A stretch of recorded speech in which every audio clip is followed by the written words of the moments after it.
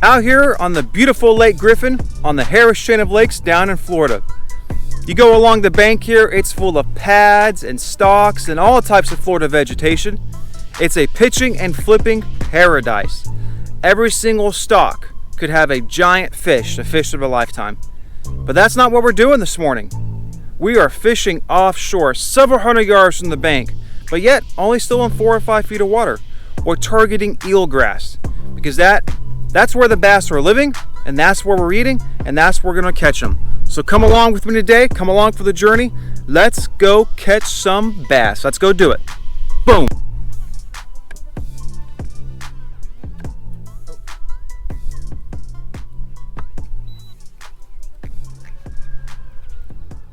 Man, this guy's fighting. This guy's fighting. Oh, barely hooked here. First one on the day here. First one on the day here. Yes, sir. First one. That's within 5 minutes too, because that camera's not even been rolling for 5 minutes. That's what I'm talking about. I hear on offshore fishing. I don't know what I'm trying to say. Chrome rattle trap, or sexy shad actually. And we're gonna get on them again today. Woo! You know, it's a little guy, but I'm happy.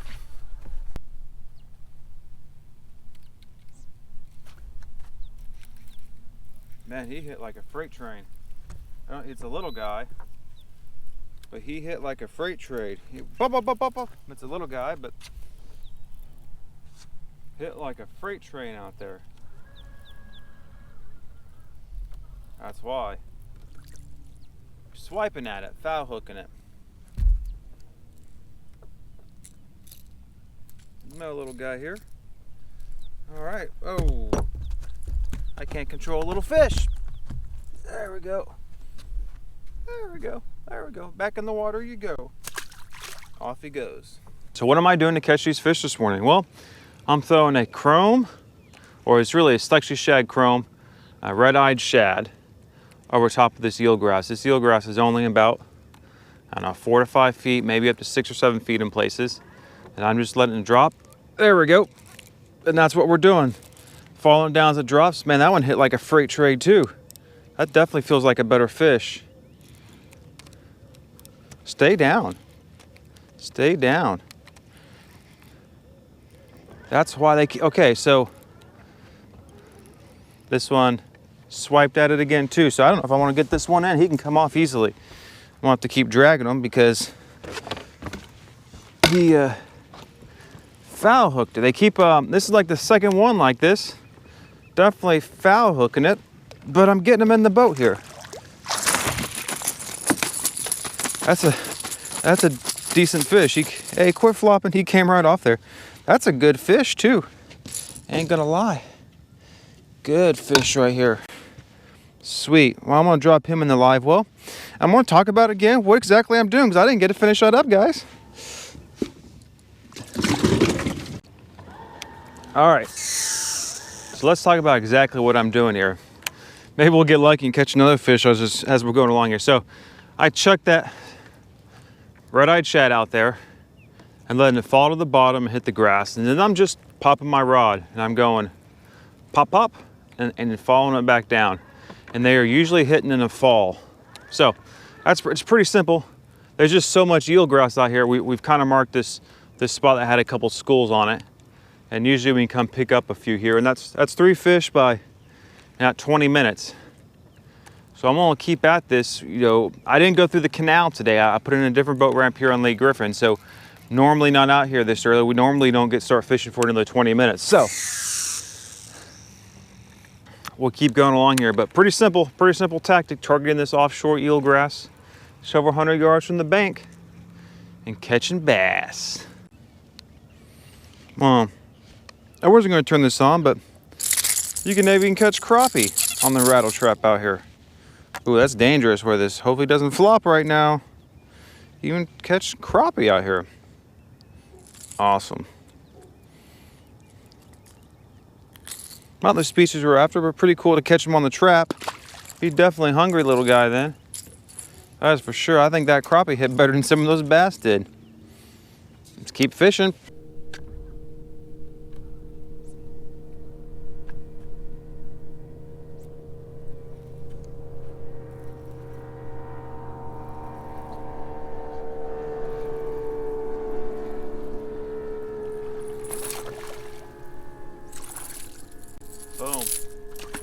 he's off. He's off, little guy. But they're feeding today. They're feeding this morning.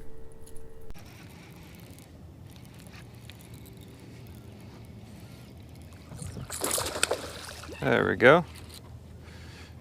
No one in the, let me put spot lock down. That was some thick eelgrass that one came out of. I probably shouldn't do that with this fish, but I did. I did. They're knocking the paint off this thing. It's no longer really chrome. It's almost white now. There we go. Well, they still here. They still here. Not the best size we got today, but a little better than some of those other ones for sure. Awesome.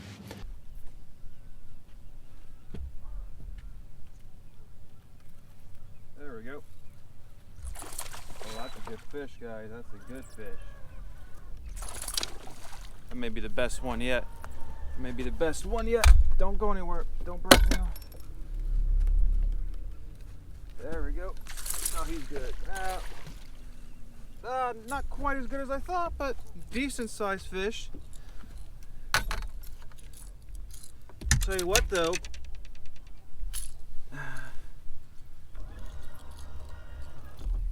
hang on a second, I have to dig this thing out here. I might have to get the pliers because he choked it. He choked this one, that's for sure. Let me grab the pliers here.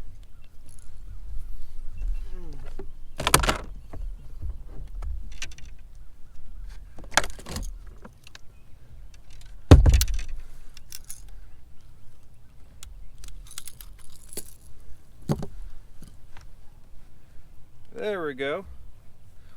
This one very well would be a post spawner or something else tried to attack its tail, because look at that.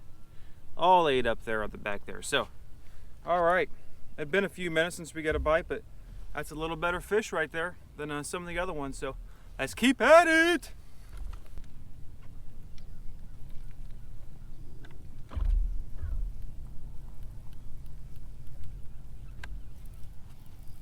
Well, that one hit at the boat. Hit at the boat.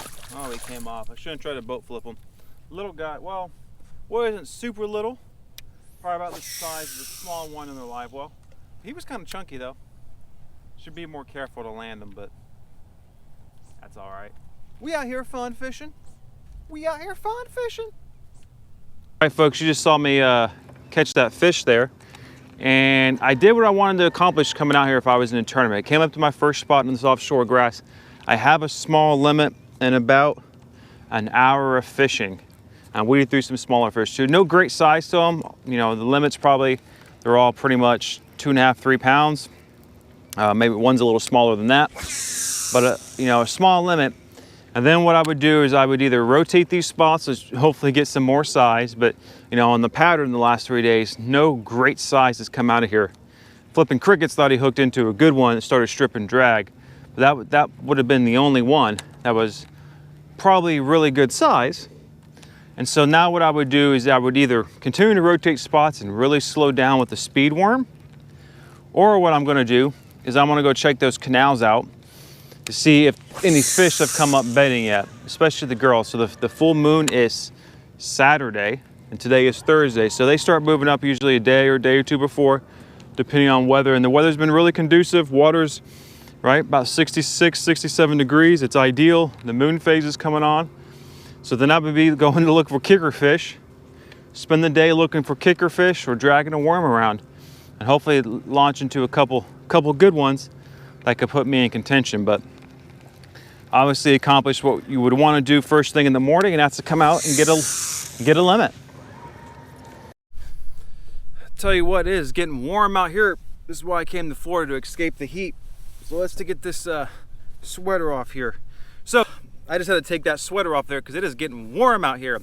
Bright bluebird skies today, not a cloud in the sky. So pretty productive morning with these offshore fish. We're gonna move up now and check on some bedfish in some of the canals. So again, the full moon is Saturday and today's Thursday, so some fish may be starting to move up, but we've got to check them because those big girls may move up there. We might be able to get a nice one on a bed. So we're going to check a couple canals out, probably check a few more out today than we have been.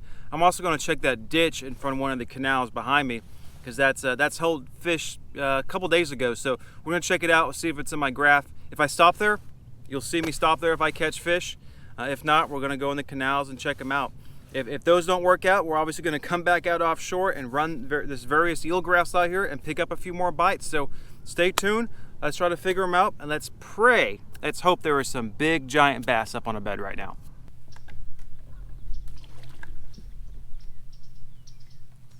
Not a blow up there. Was not expecting that one bit. Had a little blow up, man. That was cool. They got my adrenaline pumping. Where was he at? I'm cruising too fast to stop here, but he came out of this grass right here. Was not expecting that. Little guy though. Sweet. All right, folks, as you can see, I'm in the canals now, as promised. I'm throwing a frog around here just to see if I get lucky, but really I got my trolling motor on medium high, and I'm cruising along looking for beds. Like there's a bed there, there's nothing on it. Looks like there's a bed there with a little buck bass around it, but I'm not seeing a female. So, you know, I haven't seen a whole lot of activity here yet. That's not a bass, that was a shadow.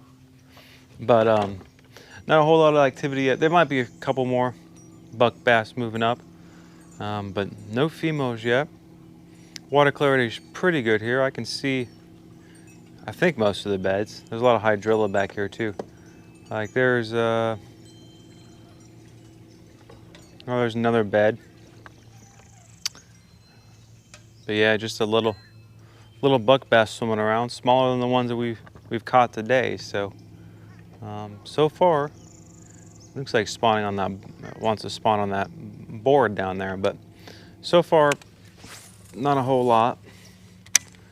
I'm just gonna keep cruising this canal. This canal actually goes all the way down to the end and it turns back out to the main lake. So I came in behind me and I can go out for, like, there's another little tiny 8-inch bass. But I have seen 8-inch bass spawn with like a 8-pounder, and I missed one last year on the lake I live on.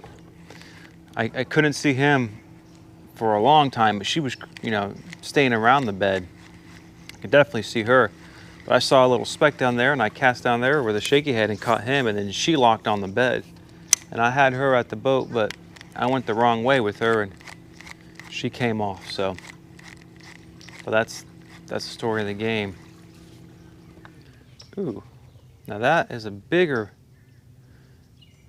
bass, but still just a little guy, not locked on. Maybe spawning down there on, you guys can't see that, but there's a piece of tin from this tin roofing down there that's been fanned off with the silt. So that may be what he's gonna be locking down on. But yeah, nothing crazy yet. I figured there would be a couple, you know, locked on because the full moon is just a couple days away, but not yet. At least not here. There might be somewhere on one of these lakes, but we'll just keep searching here, and if we don't see anything else, I might run one other canal. And if that doesn't work, go back offshore. Well, folks, I think we'll have to move back offshore because there's just not a seem, maybe a few, you know, females up on beds, but nothing like I was hoping for. So we're gonna probably move back offshore and see if we can get on some more fish out there. Maybe try to find some different spots with eelgrass. I mean, it's all over out there, so I want to try some spots we haven't really picked apart yet. See if we can get on them. There's that island there I was fishing the other day with the hydrilla out in front. We didn't get a bite there. Everything's pretty much come from the eelgrass, so I guess we're gonna go find it again. I moved down to the mouth of Haynes Creek, which is kind of to my left or to my right over here, and I'm gonna leave this spot soon. Throwing around this sexy shad, or chrome sexy shad, that's half the paint's gone on it now. It's been the juice for sure. But you know, I'm down here fishing, and the problem is I'm pulling up hydrilla and not eelgrass. Now there may be bass in this hydrilla, but the last few days I have fished out here, I have not caught a single fish in the hydrilla. Could be they want something different, but I just don't have confidence right now in the hydrilla. I need to go find some more eelgrass because I have confidence there. and that's been the pattern that we established. So I'm gonna move back north, try to find some more patches of eelgrass, and there are tons of boats out there, man. Tons of boats, but find some more patches of eelgrass and rip through that. Videos maybe later this afternoon, I'll go check out the canals again to see if anything's moved up, and there'll be a little better lighting on the other side of the canal. You could really only see anything in the west side. So let's move back north and find some more eelgrass and get on some more fish. All right, we have found eelgrass again. Looks like there's some hydrilla mixed in here, but this water is a clear. We're talking probably 4 or 5 feet visibility here. And so we're gonna rip this, what was a chrome sexy shad, all the paint's pretty much gone, around this eelgrass till we can get into a bite. So there's a concentration, then we'll slow down and work that area more. So covering a lot of water right now is what we're doing. It's exactly the stuff we're pulling out if we get caught up here. But the trap here, this red-eyed shad comes through it really well. Let's keep working it.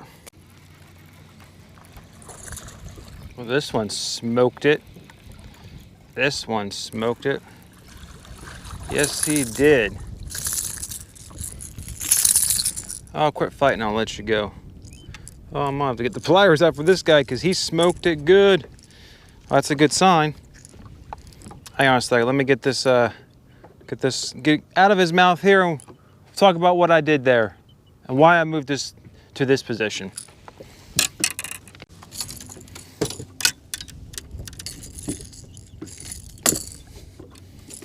All right, let's let him go. No, he's bleeding now. Let's get him back in the water. There he goes. Good to go. So, speaking of the cast out here, there we go.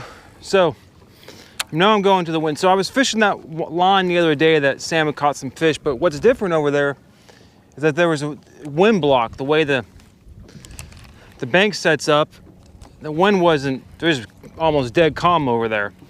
And I didn't get any bites. And so I came to this spot. We caught a couple of fish the other day. It's out a little bit deeper water. It's away from those poles marking a lot of the grass beds. And so it's a little less conspicuous, I guess, out here. And then the wind on top of it, I figured, you know, increase the bite a little bit. And within 3 casts of pulling up here, I caught that little guy. Now, how we found this spot the other day, this is a couple of videos ago, I think, is we saw birds sitting out here. So we came over and graphed over it, and sure enough, there's a hump out here and some big, thick eelgrass beds. And that's, I caught one on a white chatterbait. I don't think that was in the video because my sound wasn't on. He hit right at the boat. Like I saw it come out of the grass bed that was right by the boat and hit it. And Sam hooked into a couple there. So if you haven't seen those videos, go check them out. And go check out Flipping Crickets too. He's got his videos from being down there. He's gone now, obviously, but good sign that there's fish here and just what I expected, right? Come out to a spot where the wind, there's a little bit of chop on the water and you're gonna get bit. So I'm gonna keep working this spot for a bit. Maybe I'll switch over to a speed worm here, see if we can entice a couple other bites before moving on. So stay tuned. Well, folks, obviously I am home now. I'm actually editing the video right now, and I realized that my wrap-up portion for that day in Lake Griffin, well, the sound wasn't working. I guess my mic come unplugged. But obviously, great day out there in Lake Griffin. Caught a lot of fish out there. Actually caught a little bit of size than I had been catching. Caught all my fish on a rattle trap that day. A couple days before, our bladed jigs were working. Alabama rig, right? Even speed worm a couple times. So assortment of baits, you can catch them out there, but out there all on the eelgrass. There were big fish out there because a couple days later, a guy I know, Cody Huff, who was a college champion a couple years ago, he's out here pre-fishing for the opens. I actually saw him out there in the canals, but he went on Lake Griffin. It's only been a couple days ago now, and he caught a 10-pounder out there on that eelgrass. So big fish out there, but again, right time, right place. We caught a lot of fish, but we never got that huge monster Florida bite that we were looking for. I was hoping they would come up on the beds, some of the big females, but that just never materialized. We just didn't hit the window right. I think the big window happened. A big wave came up between when my boat engine went out and when I got back down there. So about 3 weeks after that. So in between that 3-week time, there was a lot of big fish caught on beds. I think 35 pounds, won one of the tournaments or something. You know, that's just the way it works sometimes. We just didn't hit the timing right to do a lot of sight fishing for big bass. That's okay, because North Carolina, the spawn should be happening about 3 or 4 weeks from now. So obviously I'm going to be hitting that up. Hopefully I'll be back there mid-April in Missouri to catch them bull shoals if I time it just right. At least I'm hoping the time will work out. But definitely a great trip down there in Florida. I enjoyed it. Hopefully I can go back again sometime soon. It's been 4 years since I've been down there, so I like to make an annual trip. We'll see if we can make that happen. But I definitely appreciate you guys watching. Make sure you like, comment, subscribe if you enjoy these videos. You know, doing that stuff helps the algorithm out, but make sure you go out there, go fishing, and keep casting, because remember that lunker, I mean, it's just one cast away.